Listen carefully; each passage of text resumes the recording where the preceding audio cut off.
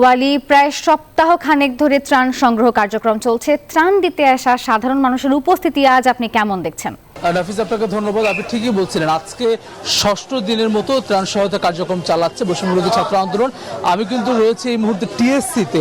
আমরা আজকেও কিন্তু সাধারণ মানুষের উপস্থিতি দেখেছি, যদিও ছুটির দিনগুলোতে উপস্থিতি কিছুটা বেশি ছিল, তারপরেও কিন্তু আজকে বিভিন্ন শ্রেণী পেশার মানুষ এই জায়গাটিতে এসেছেন। শুকনো খাবার যেমন দিয়েছে, শুকনো খাবারের মধ্যে মূলত বিস্কুট যেমন রয়েছে, চিরা মুড়ি আমরা দেখেছি, খেজুর দেখেছি, পানি বিশুদ্ধকরণের ট্যাবলেট দেখেছি, একই সঙ্গে নগদ অর্থও কিন্তু দিচ্ছেন। আজকে পর্যন্ত, গতকাল পর্যন্ত যে তথ্য আমাদের কাছে রয়েছে, প্রায় 6.5 কোটি টাকা নগদ অর্থ সংগ্রহ করেছেন এখানকার স্বেচ্ছাসেবকরা, যেটি প্রতিদিনই কিন্তু আসলে সাধারণ মানুষের কাছে ট্রাকে করে এটি পৌঁছে যাচ্ছে। এখন পর্যন্ত 100টি ট্রাক গেছে। একটু আগেই এটা চিপস বিস্কিট আপনারা চিপসকে চিপস বলতে হবে। প্রাণ পটাটা চিপস নাকি বিস্কুট খেয়ে বুঝে না